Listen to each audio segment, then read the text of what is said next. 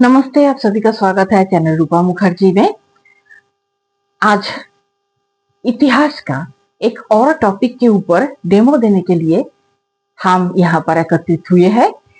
तो सबसे पहले आपको एक बात याद रखना होगा कि जब भी आप डेमो देते हैं तो लेफ्ट साइड पे आपको डेट, क्लास, राइट साइड पे आपको सब्जेक्ट और लेसन ये लिखना पड़ता है। हालांकि हमने 11th-12th के जो डेमो और इंटरव्यूज हुए थे वहां पर हमने देखा था कि ये सब लिखने के लिए जो लोग इंटरव्यू बोर्ड में थे वो लोग नहीं बोल रहे थे। उन लोगों का जो कहना था वो था कि आप लोग डायरेक्ट जो टॉपिक है उसके अंदर प्रवेश कर जाइए, वहां से स्टार्ट कीजिए। तो आज का हमारा टॉपिक है सिंधु घाटी की सभ्यता, और हमेशा की तरह राइट हैंड पे चॉक को रखना होगा और लेफ्ट हैंड पर हमें डस्टर का यूज करना होगा। चलिए शुरू करते हैं हमारा आज का टॉपिक, सिंधु घाटी की सभ्यता। तो आप लोग क्या जानते हो सिंधु घाटी के सभ्यता के बारे में?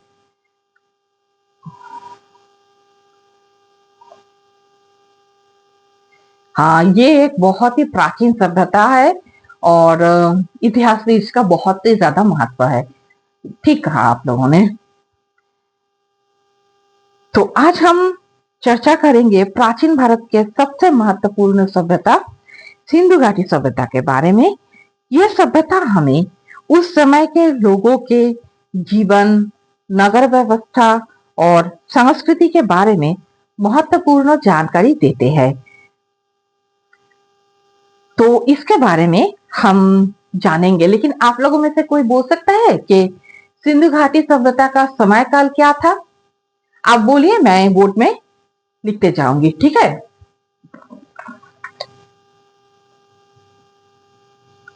हाँ, आप लोग बहुत करीब पहुंच गए हैं। ये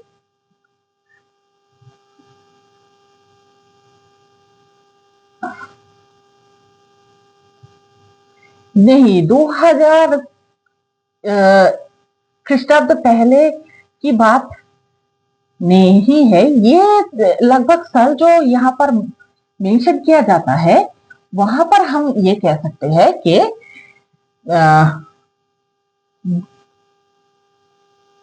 2500 ख्रीष्ट पूर्वाब्द से 1500 ख्रीष्ट पूर्वाब्द के समय के ये,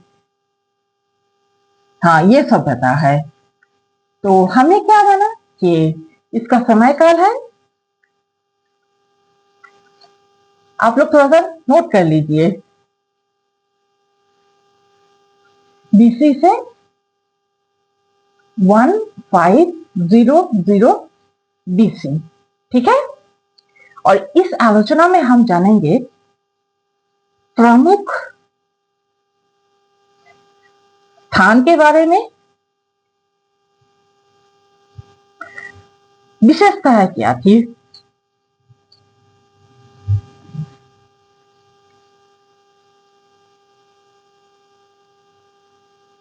विशेषताएं जानेंगे। और क्या जानेंगे? और हम जानेंगे कि इसके अर्थव्यवस्था कैसे थी। देखिए, एक सभ्यता के बारे में हम जब जानने की कोशिश करते हैं ना, तो उसका जो कल्चर क्या है, उसका अर्थव्यवस्था क्या था और कैसे उन लोगों ने अपना जीवन बिताया, ये एक बहुत ही बड़ा डिस्कशन का टॉपिक होता है। और आखिर में हम जानेंगे कि इतने बड़े सभ्यता का पतन कैसे हुआ। तो सबसे पहले चलिए शुरू करते हैं। सिंधु घाटी सभ्यता विश्व के सबसे प्राचीन सभ्यताओं में से एक है। इसका विकास सिंधु नदी के किनारे हुआ था, तो इसीलिए इसको सिंधु घाटी सभ्यता कहा जाता है। ये एक नगरीय सभ्यता थी, नदी के किनारे इसका विकास हुआ। इसका खासियत था नगरीय सभ्यता। इस सभ्यता में प्रमुख स्थल थे हड़प्पा, मोहेंजोदारो, धोलावीरा, कालीबंगान। इन चारों स्थान के नाम आपको याद रखना बहुत जरूरी है। सिंधु सभ्यता की सबसे महत्वपूर्ण विशेषताएं क्या थी? आप में से कोई बोल सकता है? हाँ, सही बात है, नगर योजना, जो कि इसका एक बहुत ही महत्वपूर्ण पार्ट है। लेकिन इसके साथ साथ कुछ और भी खासियत थी इस सभ्यता के। सुव्यवस्थित नगर योजना थी, पक्की ईंटों की मकान थी, जल निकासी प्रणाली थी, ग्रेट बात थी, जो मोहनजोदड़ो में देखने को मिलता था। इस सभ्यता की अर्थव्यवस्था मुख्य रूप से आधारित थी कृषि पर, व्यापार पर और हस्तशिल्प पर। सिंधु सभ्यता के पतन के कई कारण बताए जाते हैं। अच्छा, तो मैं सिंधु सभ्यता का पतन के कारण यहाँ पर लिखते जाऊंगी, आप लोगों को बस बोलना है, मैं एक के बाद एक लिखता जाऊंगी, ठीक है। तो सबसे पहला कारण क्या था, क्या आप में से कोई बोल सकता है? हाँ, आप लोगों ने बिल्कुल सही कहा। पतन का कारण सबसे पहले जो आता है वो है, पहला कारण है बाढ़। अच्छा, दूसरा कारण क्या था? हाँ, परिवर्तन, लेकिन यह परिवर्तन सही कहा आप लोगों ने, बस जलवायु का परिवर्तन था।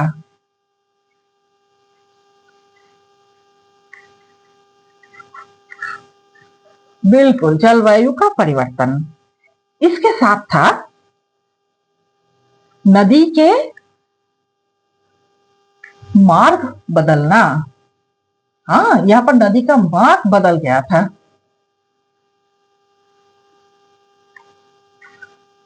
और चौथा था,